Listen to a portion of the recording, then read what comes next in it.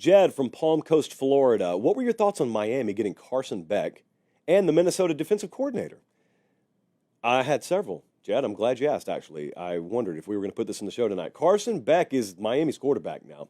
I always know when the season's over for you, a lot of you go on vacation, and you just so happen to have checked out at a time where a big transfer portal headline came down. So some of you may be hopping fresh off a Carnival cruise ship right now, listening to the show saying, he cannot have just said what I think he just said.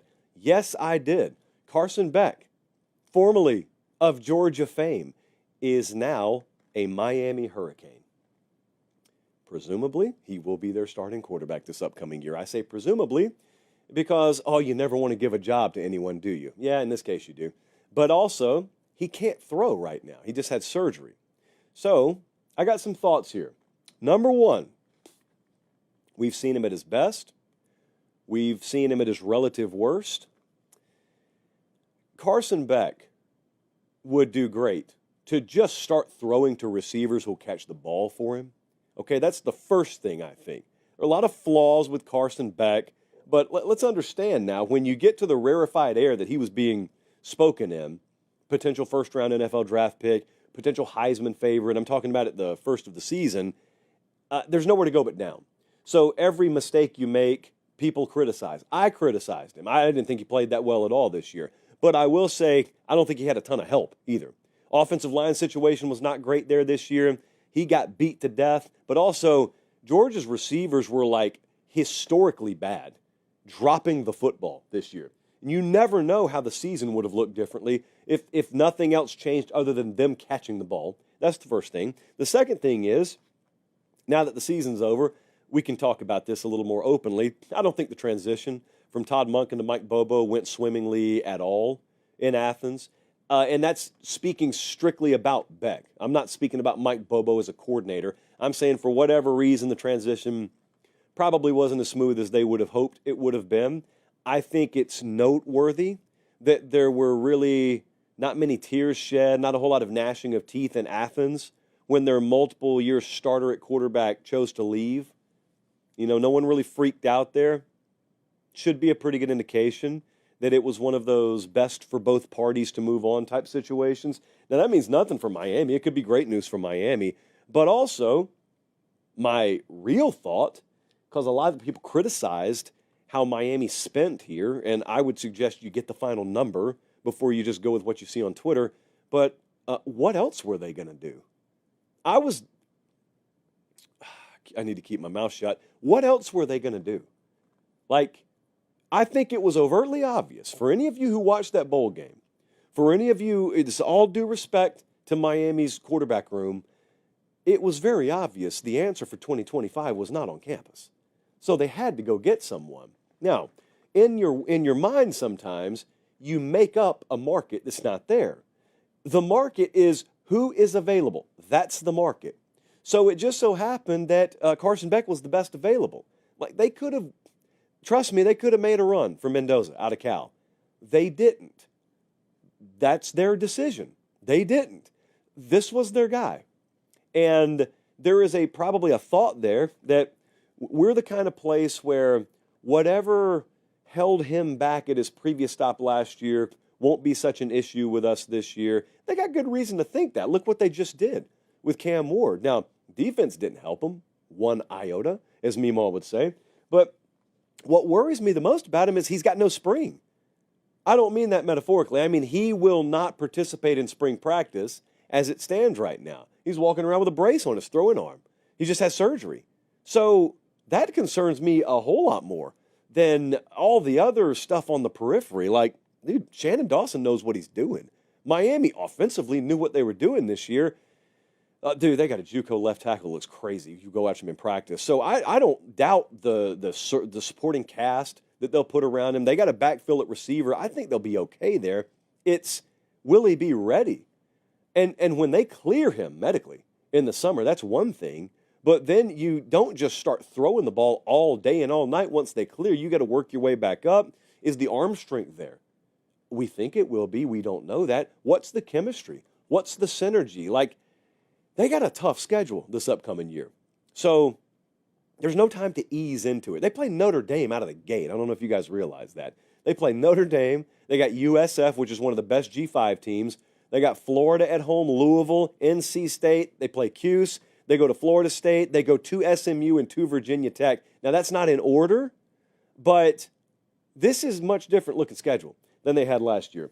So that's my thoughts on Carson Beck. Now, the defensive coordinator move, interesting, very interesting. I don't think as many people saw this headline. So one of the things I've been following for a while, one of the things got too quick there. One of the things I've been following for the past week was what was Mario going to do at defensive coordinator. They fired Guidry. I thought it was a move that had to happen. Where was he going to go? And in the end, they go get Corey Hetherman out of Minnesota. Now, there's one thing to pay attention to when you're hiring a defensive coordinator in an overall program like this, because I grade him fairly highly.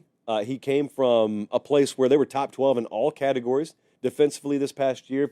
It is not apples to apples.